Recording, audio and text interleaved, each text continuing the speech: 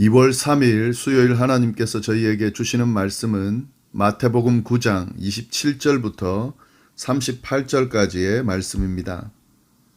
하나님의 말씀입니다.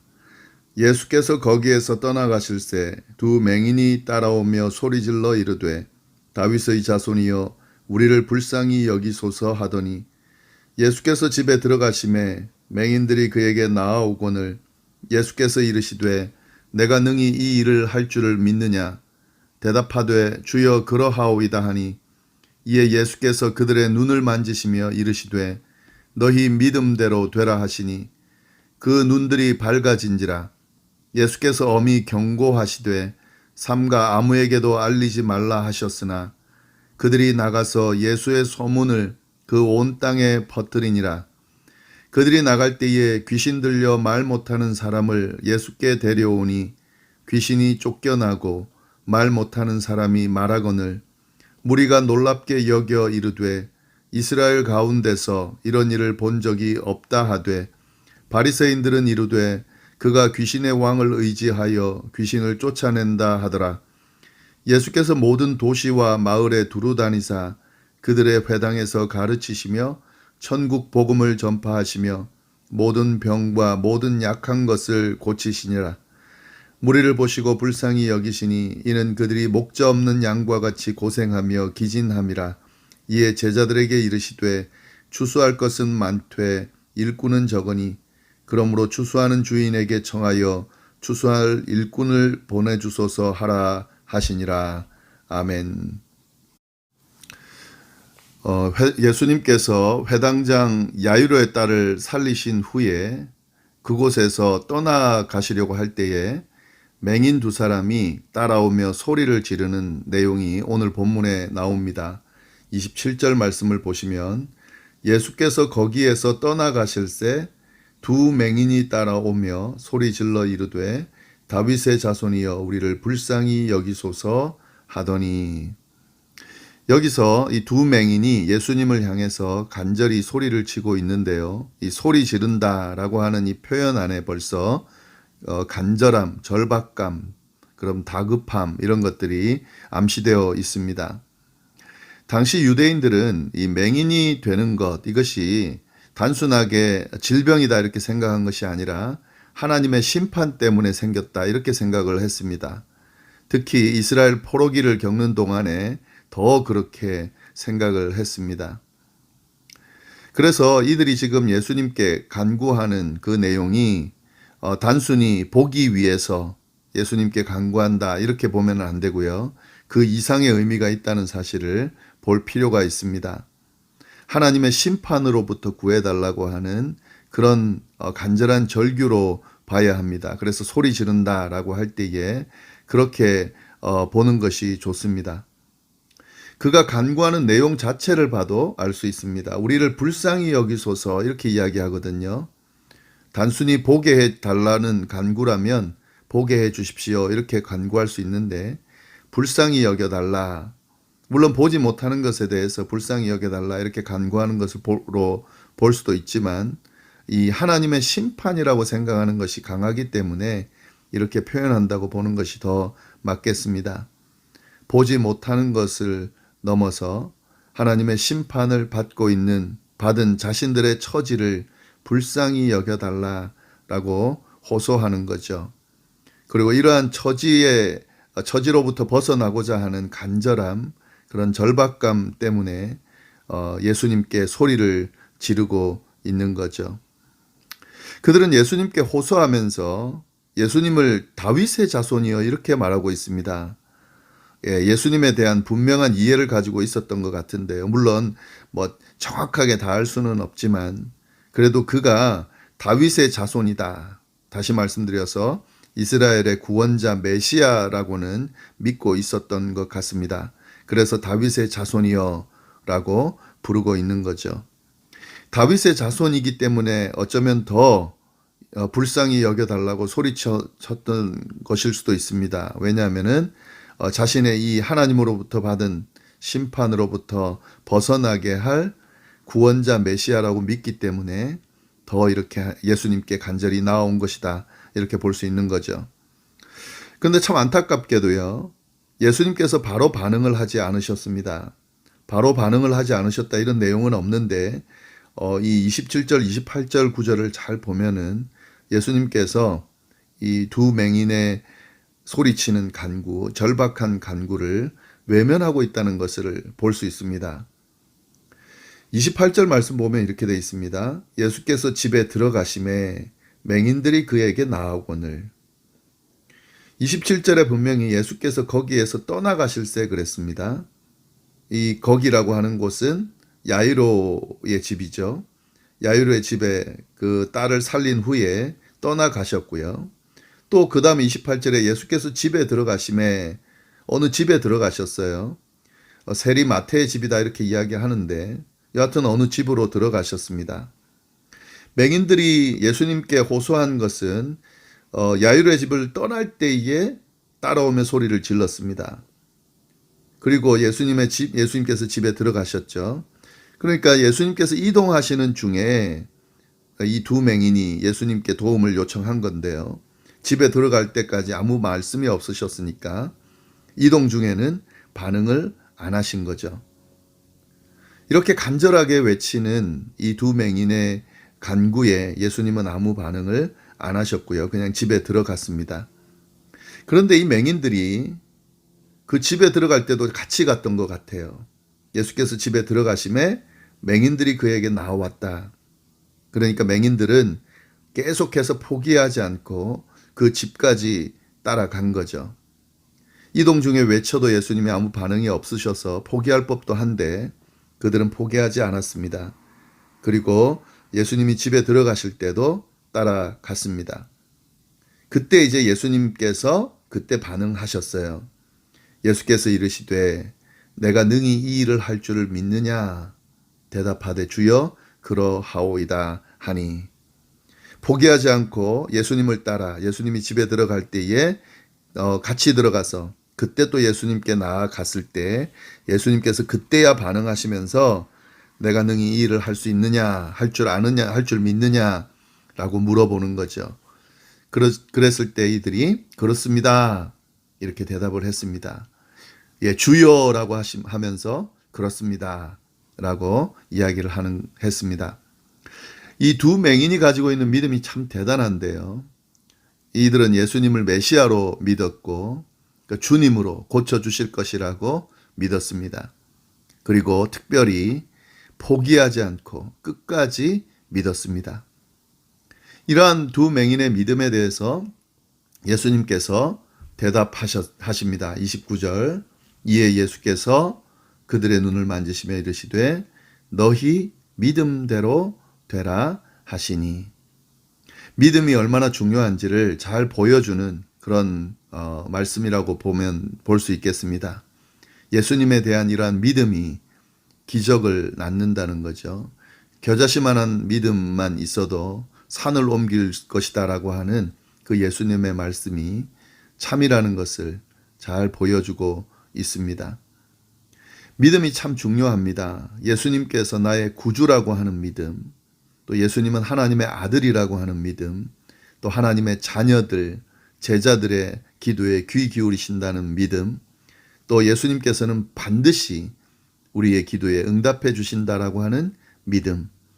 그래서 예수님 앞에 우리의 문제를 가지고 우리의 연약함을 가지고 나아가서 도움을 요청하는 것 아주 중요하고요. 도움을 요청할 때에 믿고 구하는 것 아주 중요합니다. 한 번 구해서 반응하지 않으실 수 있죠. 두 번, 세 번 계속 소리쳐도 반응하지 않을 수도 있습니다. 그러나 예수님은 반드시 우리의 기도를 들으시고 자녀들의 기도 또 제자들의 기도에 귀 기울이시며 응답하신다라고 하는 믿음을 가지고 포기하지 않고 끝까지 믿는 믿음 중요합니다. 이런 믿음은 이 두 맹인이 경험한 그런 기적을 경험하게 만들어 줄 것이다 하는 거죠. 이 사실을 오늘 이 사건 두 맹인의 사건을 통해서 잘 보여주고 있습니다. 예수님 이들을 고쳐주시는데요. 이 앞에 나오는 그런 기적과 마찬가지로 눈을 만지시면서 고쳐주셨습니다. 친히 만져주시면서 그들의 포기하지 않는 믿음에 다가가셔서 그들의 기도를 들어주시고 만지시고 어루만지신다. 그런 예수님이다 하는 것을 우리가 알 수 있죠. 네, 30절, 31절 그렇게 믿음대로 그들의 눈이 밝아졌다. 기적이 일어난 거죠. 이제 그들에게 예수께서 엄히 경고하시되 삼가 아무에게도 알리지 말라 하셨습니다. 사람들에게 이 사실을 알리지 말라고 말한 거죠. 삼가 아무에게도 알리지 말라라는 이 말은 아주 강한 표현이에요. 아무에게도 말하지 말라고 지금 경고하시는 건데 왜 그러냐면 이게 지금 사역에 방해가 되거든요. 너무 많은 사람들이 소문이 나고 찾아오면 사역에 방해가 되죠. 예수님께서 하시고자 하는 사역은 목적을 향해서 가는 사역이기 때문에요. 그런데 이 두 맹인은 그 예수님의 경고의 말씀을 듣지 않고 나가서 온 땅에 소문을 퍼뜨리게 됩니다. 당연하죠. 이게 물론 예수님의 말씀을 듣는 것이 아주 필요하고 중요하지만 이들이 예수님의 마음을 제대로 헤아리지 못하는 상황이고 또 자기에게 일어난 일을 알릴 수밖에 없죠.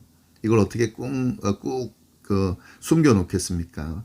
이 믿음의 열매를 맛본 경우에 이렇게 반응할 수밖에 없습니다. 기적을 경험하거나 특별히 예수님의 은혜를 경험하게 되면 입을 다물 수가 없죠. 복음을 전하게 되는 것도 마찬가지입니다. 정말 진정한 복음의 의미를 깨닫고 그 복음의 맛을 본 사람들은 그 복음을 그냥 숨겨놓을 수가 없죠.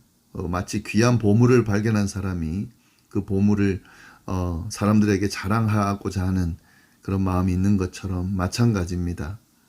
우리도 예수님을 처음 만나고 첫사랑의 경험을 첫 만남의 경험을 했을 때에 정말 이랬습니다. 아마 다 경험하셨을 텐데 이게 당연한 모습이죠.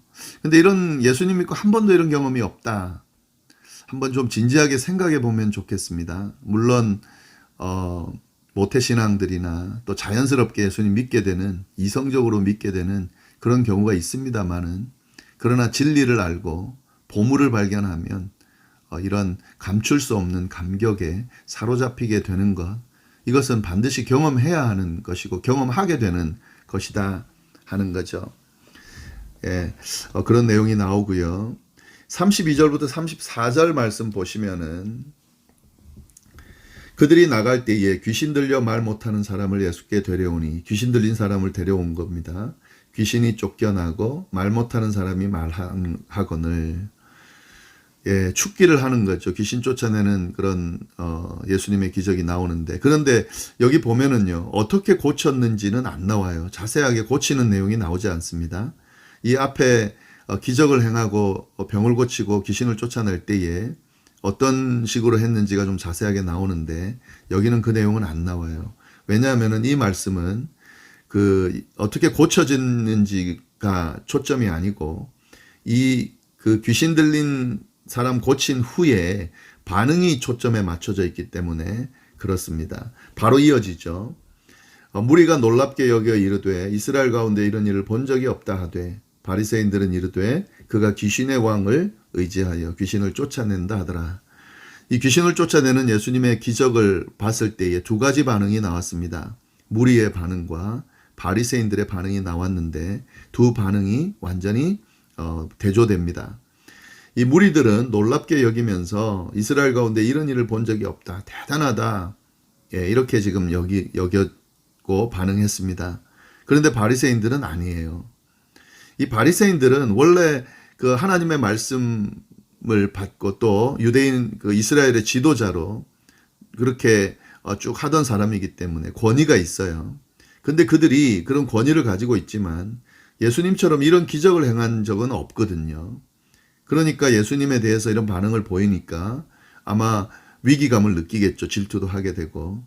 바리새인들은 어떻게 반응하냐면 그가 귀신의 왕을 의지하여 귀신을 쫓아낸다. 이렇게 반응을 합니다. 참 재밌는데요.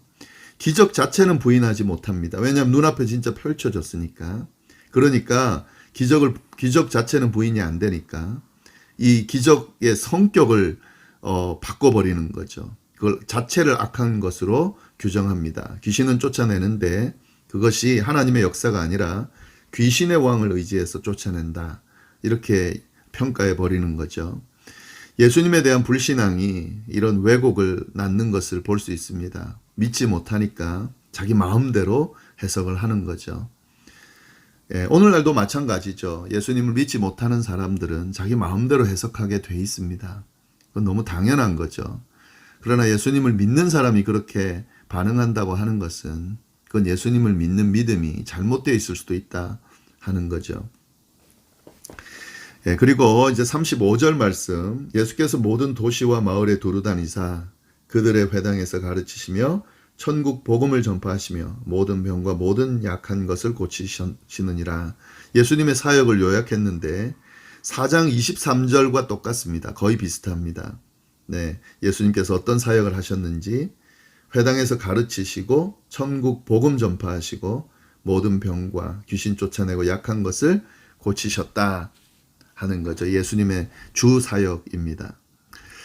이 35절 말씀은요, 36절, 38절, 36절부터 38절 말씀과 연결이 되는데 예수님의 사역이 이제 제자들의 사역으로 확장되어지는, 이어지는 그런 연결고리가 됩니다.